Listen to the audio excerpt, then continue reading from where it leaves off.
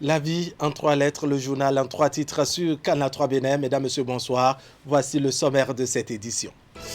L'actualité nationale avec le démarrage du brevet d'études du premier cycle session de juillet 2020. Les candidats font face aux épreuves écrites depuis ce lundi matin sur l'ensemble du territoire national. C'est la commune de Pobey qui est retenue pour le lancement officiel de cet examen convoité cette année par 149 398 candidats. Et Maro Donou était sur les lieux et nous revient avec plus de détails dès le début de ce journal. Et puis, la célébration du 60e anniversaire de l'indépendance du Bénin va se dérouler dans la sobriété totale. Il n'y aura pas de défilé militaire en raison du coronavirus qui sévit en ce moment. Une décision du gouvernement diversement partagée par les citoyens. Nous les entendrons dans un instant. À suivre également le compte-rendu de cet élan de générosité du conseil communal d'Abomey-Calavi en faveur des populations victimes des inondations. Elles ont reçu des enveloppes financières et de quoi manger puis se couvrir pour un bon moment. C'est le maire Angelo Ahwandjinou en personne qui a procédé à la remise symbolique de ces dons, nous dira Idrissou Boukari. Voilà pour le sommaire. Bienvenue. Bonsoir à tous.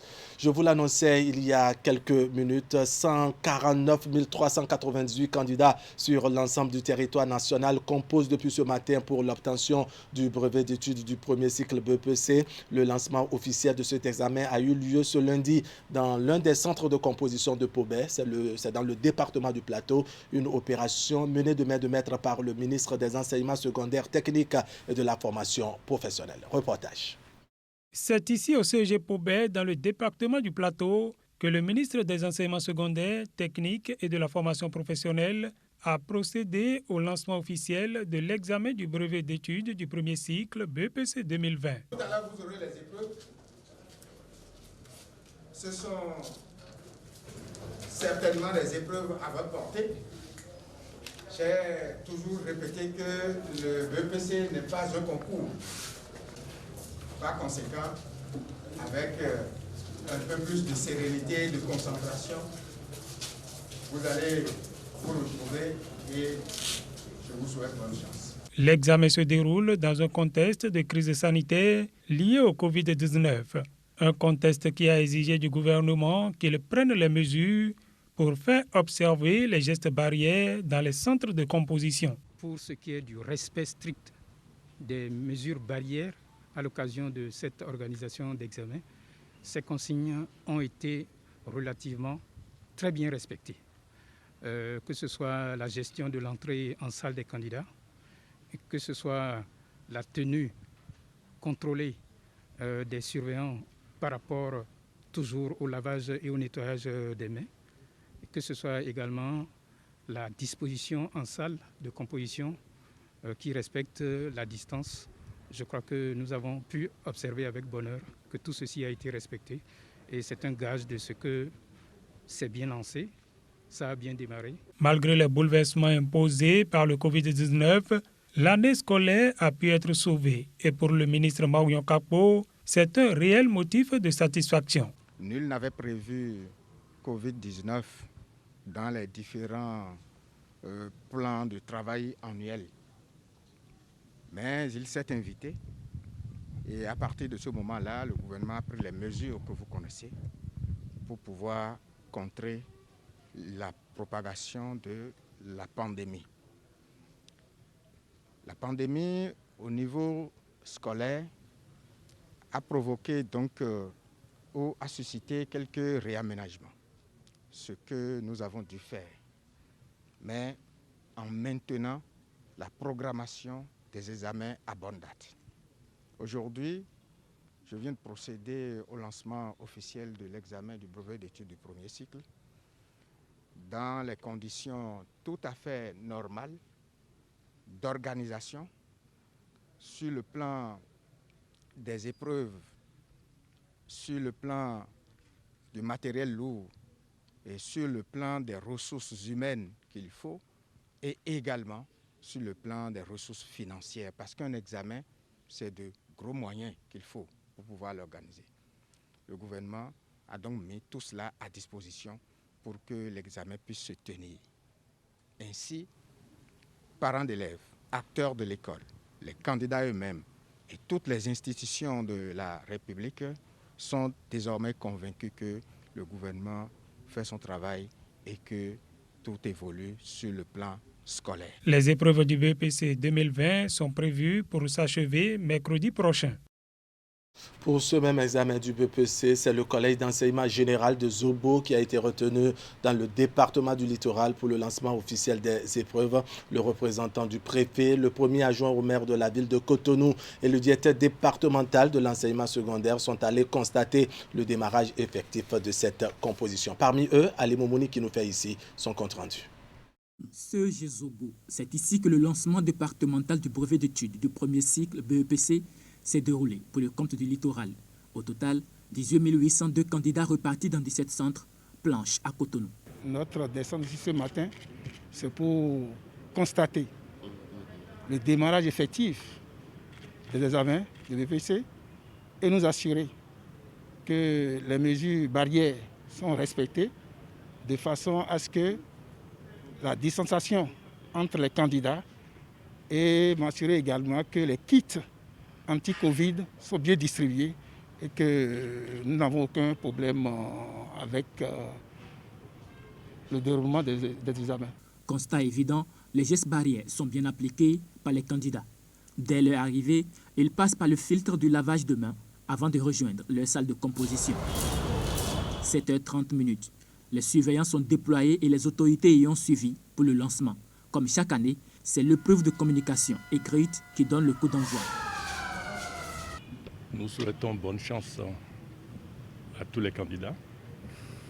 Nous leur disons que ce n'est pas un concours, mais un examen. Il s'agit simplement de reproduire tout ce qui a été appris, d'être calme, attentif, de bien lire les épreuves, de manière à ne pas faire d'erreurs bêtes. Je voudrais vous dire que c'est avec un sentiment de satisfaction que je participe à ce lancement, parce que ça fait quand même plusieurs mois de dur labeur et l'épilogue, c'est ce que nous avons vu tout à l'heure. Le représentant du préfet, le premier adjoint au maire de la ville de Cotonou et le directeur départemental de l'enseignement secondaire, après le CEG Zobo, ont fait le tour des centres de composition de Vedoko-Kouhounou et de Soroléré pour constater le démarrage effectif de l'examen. Les candidats sont en salle, ils sont en train de composer déjà. La première épreuve, c'est-à-dire communication écrite, est lancée et ils sont en train de composer déjà. Tout a bien commencé et j'espère que tout ira mieux. Les premières épreuves ont été lancées à 8h00. Vous savez très bien que Zobo représente le lieu de lancement officiel pour le département du littoral. On n'a pas d'incident pour le moment, rien. Nous sommes là, on est en train de régler les petits problèmes, qui n'a pas ça, qui a ça. Pour cette première journée, les candidats composent en 3 matières, à savoir la communication écrite, l'expression écrite, l'histoire et la géographie. Dans le département de l'Atlantique, c'est le collège d'enseignement général La Verdure qui a abrité le lancement officiel des épreuves écrites. C'est à Ouedo, dans la commune d'Abomey-Calavi. Le top des compositions a été donné par le préfet Jean-Claude Kodia, avec à ses côtés le maire Angelo Arwandino de la commune d'Abomey-Calavi. Le point maintenant avec Idrissou Boukari. C'est la condition pour la tenue des examens scolaires en cette période de crise sanitaire liée au Covid-19. Le port de masques de protection, le lavage des mains, l'usage de gel hydroalcoolique et le respect de la distanciation sociale. Au collège d'enseignement général La Verdure de Ouedo, dans la commune d'Abomey-Calavi, un des centres d'examen pour le compte du BEPC, session de juillet 2020, les surveillants ont mis en application les consignes du ministre des Enseignements secondaires, techniques et de la formation professionnelle. Une fois rassuré que les mesures barrières sont respectées à la lettre, le préfet du département de l'Atlantique et le maire de la commune d'Abomey-Calavi vont officiellement lancer les épreuves. Le constat que j'ai fait, c'est que toutes les mesures barrières sont respectées. Avec les délégations, nous avons sillonné un certain nombre de salles dans lesquelles nous avons constaté que les élèves sont bien assis et la distanciation sociale est bien respectée. Le dispositif de lavage de mains devant chaque salle et aussi à l'entrée du centre. Les surveillants étaient tous à l'heure. L'appel a été fait et les conditions normales pour un bon déroulement des épreuves bien là et bien précise. Je voudrais d'abord remercier le chef de l'État et son gouvernement pour avoir permis que nous reprenions les cours le 11 mai dernier, sans quoi nous ne serions pas en train d'organiser et de tenir le BPC en ce moment-ci. Donc je les remercie. Je remercie le professeur Maouignon Capo, notre ministre de tutelle. Je remercie le DEC, le docteur Roger Kouadino, pour tout ce qui se passe dans tout le Bénin aujourd'hui. Au total, 32 740 candidats planches dans 45 centres d'examen dans le département de l'Atlantique. On prend maintenant la direction du Nord Bénin. Sachez que dans le département de la Takora, 5 847 candidats répartis dans 19 centres de composition prennent part à cet examen du brevet d'études du premier cycle session de juillet 2020. Le préfet et quelques autorités de la région ont donné le top des épreuves au CEGE 1 de Boukoumbe. Précision, Abdou Sabi Idrissou et Émile Adjo. Bon, personne. Voilà vos épreuves. D'accord. Oui. Des mots d'assurance du directeur départemental de l'enseignement secondaire de la Takora devant ses candidats au brevet d'études du premier cycle BEPC session de juillet 2020 du CEGE 1 de Boukoumbe, centre retenu au plan départemental pour le lancement officiel de cet examen de fin du premier cycle de l'enseignement secondaire. À peine la sirène retentit que l'épreuve de la communication écrite est lancée par l'autorité préfectorale et toute la délégation qui l'accompagne. Mais avant ce lancement, Lydie Derechabina va prodiguer ses conseils aux candidats. L'année dernière, Boukoumbe a donné un bon résultat et cette année, je compte sur vous pour relever ce nouveau défi au niveau du département de la Takora et au niveau du pays. Il faudrait que cette fois-ci, la Takora occupe les meilleurs rangs ou bien l'année dernière, ce n'était pas bon au niveau national pour le département. C'est ce que vous avez eu en classe qu'on va vous demander. Ça ne serait pas difficile, ça sera à votre portée. Je vous invite à vous concentrer et à donner le meilleur de vous-même. Dans ce centre de composition, au total, 499 candidats répartis dans 17 salles prennent part à cet examen qui se déroule dans un contexte de crise sanitaire liée à la Covid-19. Et c'est à juste titre que les dispositions sanitaires sont prises pour éviter la propagation de cette pandémie. L'assurance est donnée par rapport à l'aspect Covid, parce que le gouvernement a pris toutes les dispositions. Vous aurez pu constater dans les salles, tous les élèves ont d'abord porté leur masque. Et nous avons mis des gels dans chaque salle de classe. Et il y a aussi des gels au niveau du secrétariat de chaque centre. Le dispositif de lave-mains est disponible devant chaque salle de classe. C'est une instruction qui a été donnée au chef-centre et tout cela est respecté. Nous pensons que l'examen se déroulera dans de bonnes conditions. Après l'étape de Boukoumbe, cap sur le centre de composition du CEGE 1 de Nati Tengu. Ici également, la composition a démarré sans anicroche et la délégation a pu constater que toutes les dispositions sanitaires sont prises pour un bon déroulement des épreuves. On en vient à présent à cette décision du gouvernement largement commentée sur les réseaux sociaux. Il s'agit de la célébration dans la sobriété totale du 60e anniversaire de l'indépendance du Bénin. Le Conseil des ministres en date du 8 juillet dernier a décidé de ce qu'il n'y aura pas de défilé militaire cette année en raison de la pandémie du coronavirus. Néanmoins, le chef de l'État devra honorer à travers le dépôt de gerbes au monument aux morts la mémoire des filles et fils péris dans la défense de la patrie. La décision a donc fait le tour de la toile depuis la semaine dernière avec des réactions diversement partagées chez les citoyens. On va écouter à présent quelques-uns d'entre eux sur des propos recueillis par Ornella Bada et Elvis Tonoukouin. Déjà, c'est tout nouveau. On n'a jamais vu ça. En tout cas, personnellement, je n'ai jamais vu ça ici en République du Bénin. Chaque année, pour le 1er août, il y a toujours eu le défilé. Alors, je pense que le gouvernement a certainement pris cette décision pour contrer le coronavirus. Parce que tout le monde le sait déjà, c'est partout dans tous les pays et même à l'étranger, les pays où il y a eu la fête de l'indépendance, il n'y avait pas également le défilé. Bon, ça ne me surprend pas, hein, moi. Je crois que cette décision, elle est la bienvenue à mon avis, parce que vu ce qui se passe actuellement avec la pandémie du Covid-19, on ne peut que, je dirais, accepter cette décision, parce que ça va dans notre intérêt. Il a vu juste, il a vu que bon, donc, il y a la maladie qui s'appelle le coronavirus, qui se court dans le monde entier. Donc il a vu que bon, donc, le 1er août, il y aura du monde. Donc là, il n'y aura pas de défilé militaire, il a vu juste. Donc c'est bien ce qu'il a dit. Bon, moi je trouve que c'est un avis salutaire du moment où la pandémie, cette maladie, tout le monde connaît de quoi elle est capable.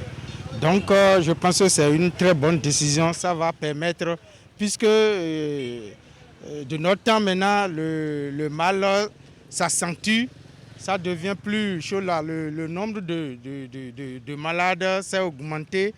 Donc franchement, c'est une bonne décision. Ça va freiner un peu. Sinon, je me demande pour le défilé comment on va s'organiser pour respecter les distances, tout ce qui, en tout cas les mesures barrières, quoi. Ce serait un peu difficile.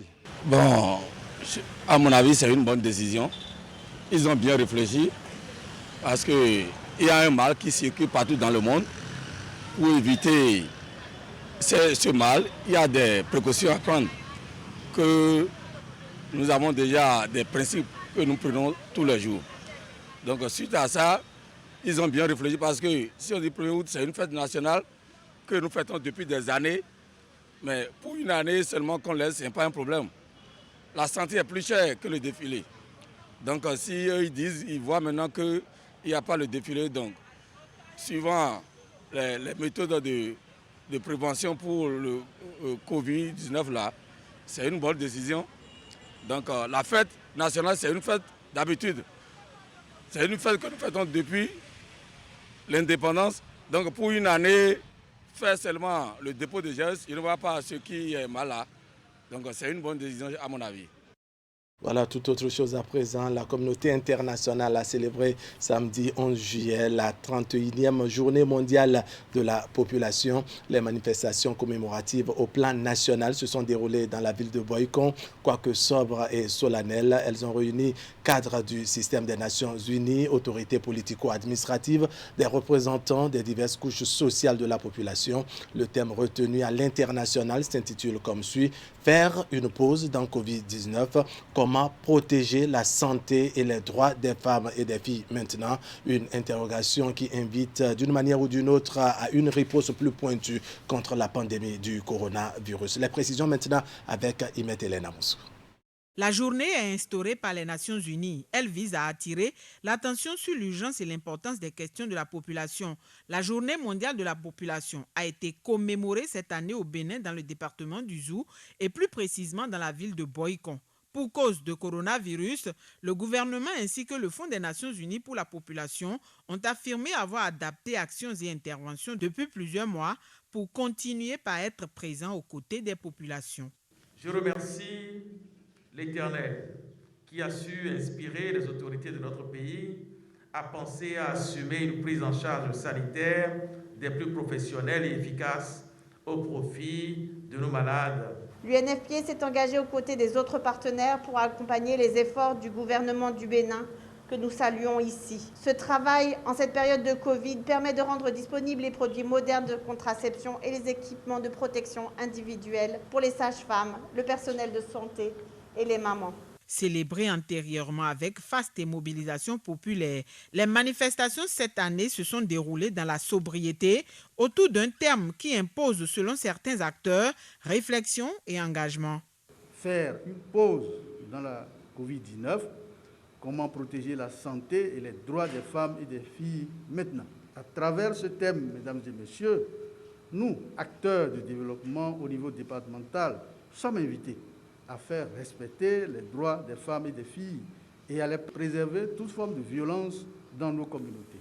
Selon Crescen Siatosu Yaro, représentant du ministre du Plan, le thème retenu est une préoccupation déjà prise en compte par le gouvernement dans son plan de riposte et de relance socio-économique. Ce plan intègre les vulnérabilités des femmes et des jeunes filles et va réduire le fardeau associé à la santé en général et celle sexuelle et reproductive en particulier. Les actions viennent renforcer celles du projet régional d'autonomisation des femmes et du dividende démographique au Sahel, SOED, exécuté depuis quelques mois au Bénin. Le projet, en fin de cérémonie, a fait don à la mairie de Boycon de 300 masques en tissu lavable. Avec l'avènement de la COVID-19, les mesures prises pour contrer ses implications et son expansion ont réaffirmé à plus d'un titre l'importance des systèmes de protection sociale essentiels au profit des pauvres et personnes vulnérables et en particulier des femmes et des filles en période de crise. Le document de la monographie du département du Zou mettant l'accent sur le cas de la commune de Boycon a également été remis à l'autorité communale. La communauté des Béninois vivant aux États-Unis a aussi fait don de dispositifs de lavage de mains. On va rester avec Imet Hélène Amoussou pour parler cette fois-ci de la session 2020 de la plateforme d'échange entre l'Association nationale des communes du Bénin ANCB et le réseau des parlementaires pour la décentralisation et le développement local. Les échanges ont eu lieu à Dassa et portent sur la rélecture de la politique nationale de décentralisation et de déconcentration. Ponadek, reportage. L'initiative de la rencontre émane de l'Association nationale des communes du Bénin ANCB. La session a regroupé, aux côtés des organisateurs, les députés membres du réseau des parlementaires pour la décentralisation et le développement local. Elle vise à leur présenter la position de la Fertière des communes dans le cadre du processus de relecture de la PONADEC, la politique nationale de décentralisation et de déconcentration. De façon concrète, il s'agit de vous présenter l'avancement des travaux de relecture de la PONADEC conduits par le ministère de la Décentralisation et de la Gouvernance locale avec l'implication de l'ANCB. De vous présenter les inputs et les recommandations de l'ANCB dans le cadre de ce processus et d'établir une feuille de route pour la valorisation des résultats et recommandations de l'ANCB dans le cadre de la relecture de la PONADEC. C'est également l'occasion de solliciter l'accompagnement des uns et l'engagement des autres pour le renforcement de la décentralisation et le développement local au Bénin, engagé dans le développement de partenariats stratégiques qui lui a permis de donner plus de portée aux différents plaidoyers qu'elle engage. L'ANCB a œuvré à la mise en place de nombre de réseaux, dont celui des parlementaires pour la décentralisation. Les résultats issus de cette collaboration sont multiples et bénéfiques à plus d'un titre. En organisant la présente session, l'ANCB espère une fois encore la prise en compte effective de ces observations et amendements. J'espère qu'à l'issue de notre séance, cet exercice de relecture de la PONADEC va nous permettre de booster un peu plus, d'asseoir la décentralisation afin que le développement à la base soit bien assuré. Pour porter la voix des communautés à la base, dans des échanges autour des différents projets ou propositions de loi régissant le fonctionnement de notre État. S'il est vrai que le gouvernement du président Patrice Talon, que je remercie très sincèrement, fait de gros efforts d'investissement pour transformer le visage de nos territoires, booster le développement de nos communes et améliorer la qualité de la gouvernance au niveau local, il n'en demeure pas moins que certaines questions nécessitent l'intervention du législateur que vous êtes pour être résolues. Vous comprenez donc que votre forte présence à cette rencontre est source d'espoir et d'espérance pour les communes et les populations à la base. Soulignons que pour l'organisation de la rencontre, l'ANCB a bénéficié de l'appui financier de l'Union européenne et de l'Association internationale des maires francophones AIMF à travers le projet d'appui aux associations nationales et locales des collectivités locales par Col Bénin. Voilà, le conseil communal d'Abomey-Calavi en assistance sociale aux sinistrés des inondations enregistrées ces derniers jours suite aux fortes pluies qui se sont abattues sur la commune. Des vivres, des enveloppes financières et autres objets nécessaires à la survie des humains ont été offerts à plus de 2000 personnes qui ont tout perdu dans les eaux. Vendredi dernier, les 4 quartiers les plus touchés par ces inondations ont été parcourus par le maire Angelo Arranginou et son équipe pour procéder à la remise symbolique des dons aux chefs quartiers qui, à leur tour, feront le partage aux bénéficiaires. Le point avec Moufid Sagboan et Idriss Boukari. Les dernières pluies qui sont abattues sur la commune d'Abomey-Calavi ont laissé derrière elles d'importants dégâts matériels. Quelques jours plus tard, leurs traces sont encore visibles. Plus de 2000 citoyens sont contraints à quitter leur maison pour se caser quelque part en attendant. Une situation face à laquelle le conseil communal n'est pas resté insensible. Ce vendredi, c'est le premier responsable de la commune qui a conduit lui-même en personne cette opération d'assistance avec des sacs de riz, des cartons de savon, des moustiquaires et des cache-nez. C'est le chef quartier de Zogbadje qui reçoit en premier la délégation du maire avec en main une enveloppe financière de 500 000 francs CFA. C'est un geste humanitaire salutaire parce que la population sinistrée ne savait plus à quelle chose se vouer. Et tous les jours, je reçois les gens ici, les coups de fil, et je répercute l'information sur mon CA et le maire. Et aujourd'hui, le geste prouve que je n'ai pas parlé dans des oreilles sourdes. J'ai parlé dans des oreilles qui m'ont entendu et qui ont répondu. Et je ne peux qu'au nom de cette population dire merci au maire et à toute son équipe communale. Après les sinistrés de Zogbadje, ceux de Yenadjuro ont reçu la visite du maire Angelo Ahwanjinou et sa délégation. Le chef quartier réceptionne le don en présence des bénéficiaires. Cette action sociale du conseil communal d'Abomey-Calavi en de pareilles situations est une première. On n'a jamais vu un maire assister une population de cette manière-là à Calavi. Alors ce que nous venons de voir ce matin-là, ça donne la joie au cœur. C'est vrai, on est inondé, on est sinistré, on a fui les maisons, mais dès qu'ils ont entendu l'appel du maire, tout le monde est sorti de l'eau, tout le monde est sorti de leur refuge et ils sont venus accueillir le maire. Et ils ont accueilli à bras ouverts les vivres qu'on nous a amenés. Ce qu'ils ont amené, c'est très important. Ce n'est pas minime, c'est très important. Avec une enveloppe de 500 000, c'est beaucoup. Les quartiers Alegleta et Umvenomede dans l'arrondissement de Godomé n'ont pas été oubliés par le maire Angelo Ahwanjinou et son équipe. Le geste de même nature et de même valeur est fait également à l'endroit de ceux qui ont tout perdu dans les inondations suite aux dernières pluies qui se sont abattues sur la commune d'Abomey-Calavi. Les toutes premières actions ont consisté à faire le diagnostic de ce qui a conduit à un état de choses. Nous avons constaté d'abord que la population est mal installée. Les lotissements n'ont pas été très bien faits. Des maisons sont construites sur des histoires d'eau. Donc par endroit, en attendant, il faut évacuer l'eau. Donc des dispositions ont été prises pour l'évacuation progressive d'eau. Ensuite, nous avons décidé de soutenir, d'accompagner la population qui est en détresse. Parce que nous avons dénombré près de 2000 sans-abri aujourd'hui.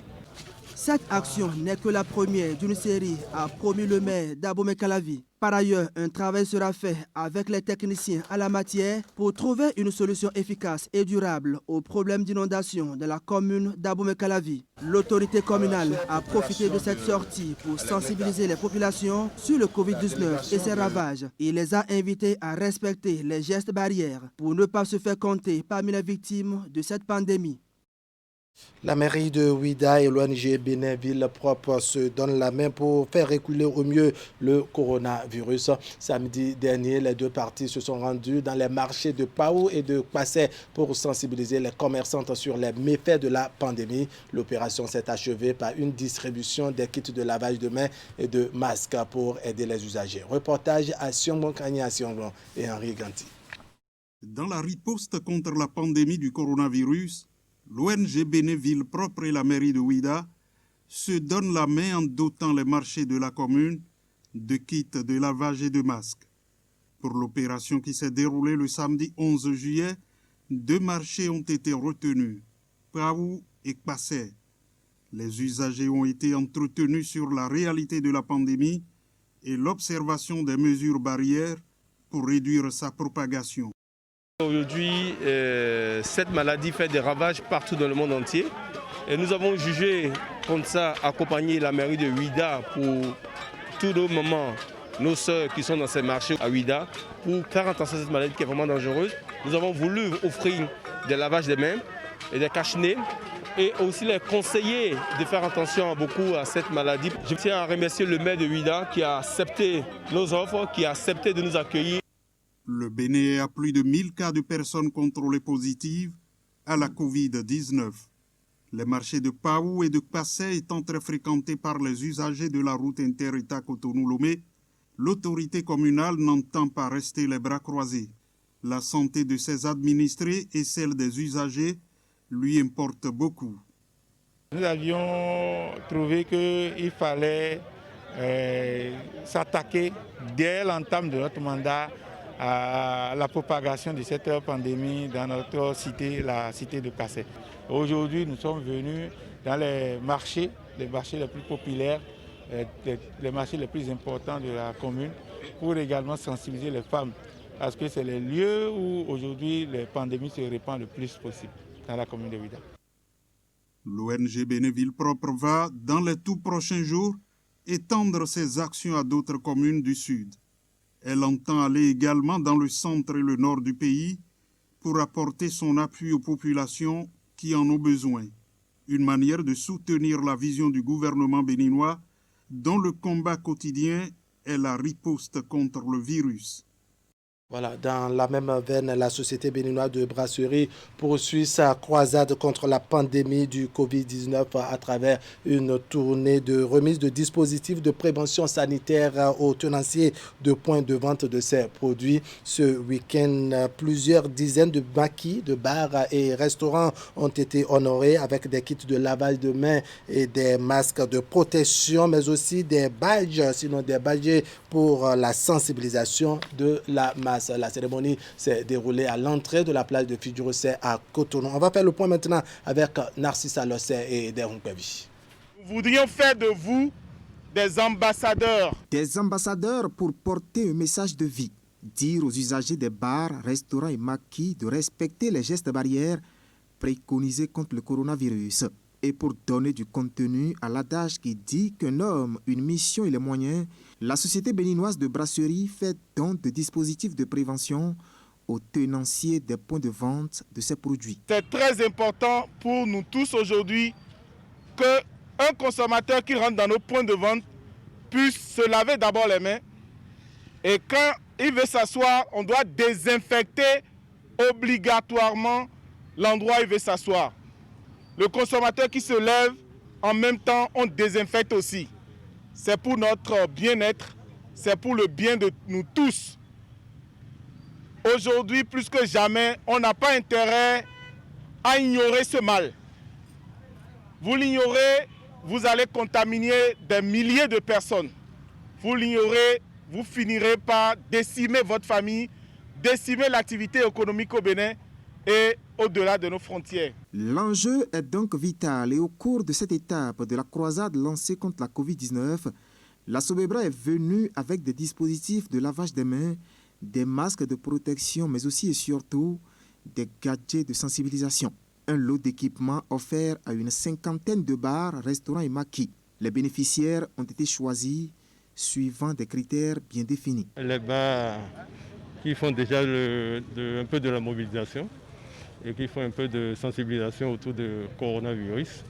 Ce sont ces bars qui ont été choisis, c'est des bars qui sont connus, qui travaillent déjà avec la Sobebra. Nous avons pris des dispositions et fait des lavages, des kits de lavage de mains. Nous avons fait de l'eau de javel que nous aspergeons presque tous les matins et tous les soirs. Voilà, et les clients sont confiants de ce que nous faisons et ça nous permet d'être ensemble avec nos clients. L'étape de Fidjourosset à Cotonou fait suite à celle de Porto Novo, à Bomekalavi et le stade général Mathieu Kérékou de Cotonou, où la Sobebra a témoigné le même volume de soutien à ses partenaires. Parce que pour nous, à la Sobebra, le consommateur pour qui nous faisons nos produits, c'est un consommateur qui doit être en bonne santé tous les jours. C'est heureux que la Sobebra, qui est notre partenaire en termes de business, puisse penser à nous accompagner, d'accord, pour ce qui concerne la lutte contre la propagation du virus. La Sobebra reste ainsi dans la même dynamique que les autorités publiques, avec un engagement de freiner la contamination du coronavirus, voire même de le bouter hors du territoire national. La croisade se poursuit avec dans l'agenda de l'entreprise plusieurs partenaires prévus pour être impactés. Voilà, ce serait tout pour cette édition. Merci de nous avoir suivis. L'information continue sur Canal 3 Bénin. On va se retrouver demain à 19h30 pour partager le reste de l'actualité. Comme c'est devenu une certaine tradition, très tôt sur Actu Matin, on va feuilleter ensemble les parutions du jour. Ce serait la une des journaux. Allez, portez-vous bien.